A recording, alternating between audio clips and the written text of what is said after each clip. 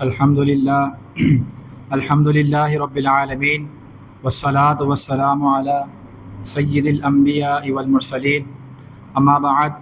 فاعوذ باللہ من الشیطان الرجیم بسم اللہ الرحمن الرحیم وما ارسلناک الا رحمة للعالمین صدق اللہ مولانا العظیم وبلغنا رسولہ النبی الکریم الامین ونحن علی ذلک لمن الشاہدین والشاکرین۔ حمد و ثنا کے بعد میرے نہایت واجب القدر عزت مآب اساتذہ کرام اور میرے عزیز طلباء ساتھیوں، السلام علیکم ورحمۃ اللہ وبرکاتہ۔ سامعین محترم، آج سے تقریباً 1400 سال قبل کے اس دور سے کہ جہاں انسان سے انسان ہونے کا شرف چھین لیا گیا تھا، اچھائی برائی کے پردوں میں چھپی بیٹھی تھی، شرافت کا نام و نشان مٹ چکا تھا، بغیرتی کا یہ عالم تھا کہ آنکھیں شرم سے جھک جائیں اور کان سن کے پھٹ جائیں، عرب کی اخلاقی حالت کا جنازہ نکل چکا تھا، انسانیت حیوانیت کی سرحدیں پار کر چکی تھی۔ ایسے حالات میں اللہ رب العزت نے حضور علیہ الصلاۃ والسلام کو اس دنیا میں مبعوث فرمایا تو گویا فرعون کی چوٹیوں سے روشنی کا وہ سورج طلوع ہوا کہ جس نے دیکھتے ہی دیکھتے انسانوں کی زندگیاں بدل دی، جس کے آنے سے دنیا میں رونقیں آ گئی، غریبوں کو ملجا و ماوا مل گیا، بے ٹھکانوں کو ٹھکانہ مل گیا، بے سہاروں کو سہارا مل گیا، ڈوبتوں کو کنارہ مل گیا، اندھوں کو آنکھیں مل گئیں۔ کسی نے کہا نبی آئے، کسی نے کہا رسول آئے، میں تو کہوں گا وما ارسلناک الا رحمۃ للعالمین کہ اے محبوب علیہ الصلوۃ والسلام، ہم نے آپ کو پوری کائنات کے لیے رحمۃ للعالمین بنا کر بھیجا۔ یہاں پہ شاعر ارشاد فرماتے ہیں کہ سرور کہوں کہ مالک و مولا کہوں تجھے، باغ خلیل کا گل زیبا کہوں تجھے، اور تیرے تو بس عیب تنائی سے ہے بھری، حیران ہوں میرے شاہ میں کیا کیا کہوں تجھے، حیران ہوں میرے شاہ میں کیا کیا کہوں تجھے۔ سامعین محترم،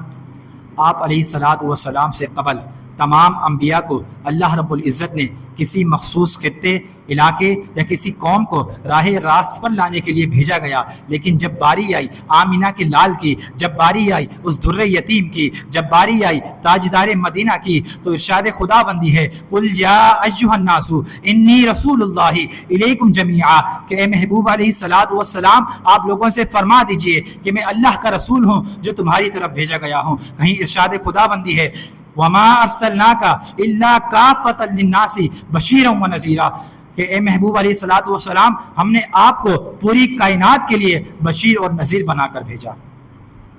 حضرات محترم، آپ علیہ الصلوۃ والسلام تمام جہانوں کے لیے رحمت للعالمین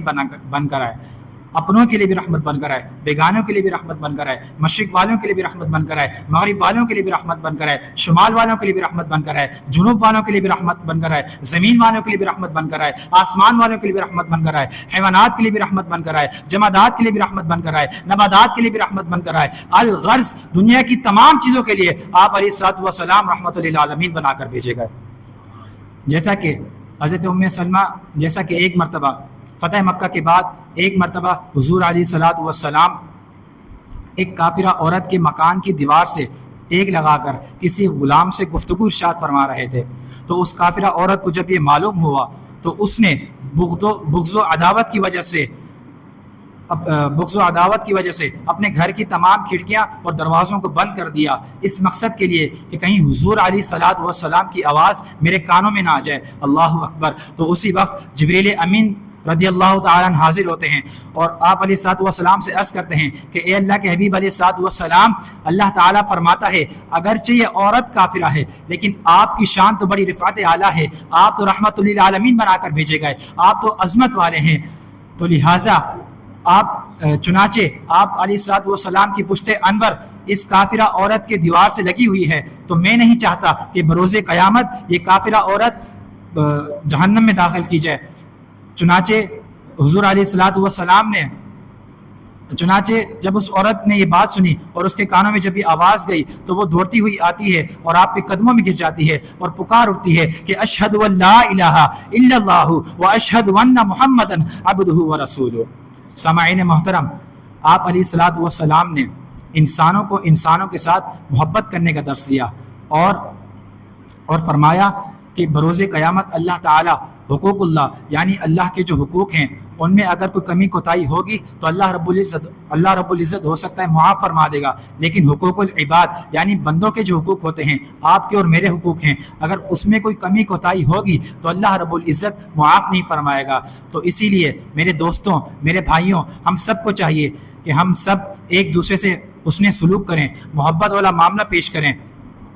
جناب والا اس کی مثال مکہ سے ہجرت کے بعد مدینہ المنورہ کی ہے کہ جہاں آپ علیہ الصلوۃ والسلام نے تمام مسلمانوں کو اکٹھا فرما کر بھائی بھائی کا درس دیا اور بھائی چارگی کے ساتھ رہنے کا معاملہ فرمایا۔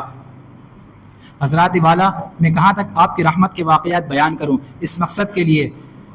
کہ دنیا کے تمام پانیوں کو ملا کر ان کی سیاہی بنا دی جائے اور تمام درختوں کو کاٹ کر ان کی کلمیں بنا دی جائیں، تب بھی میں اس مقصد میں کامیاب نہیں ہو سکتا۔ شاعر فرماتے ہیں کہ زندگیاں ختم ہوئیں اور قلم ٹوٹ گئے آقا، کہ زندگیاں ختم ہوئیں اور قلم ٹوٹ گئے آقا، پھر بھی تیرے اوصاف کا ایک باب بھی پورا نہ ہوا، پھر بھی تیرے اوصاف کا ایک باب بھی پورا نہ ہوا۔ وما علینا الا البلاغ۔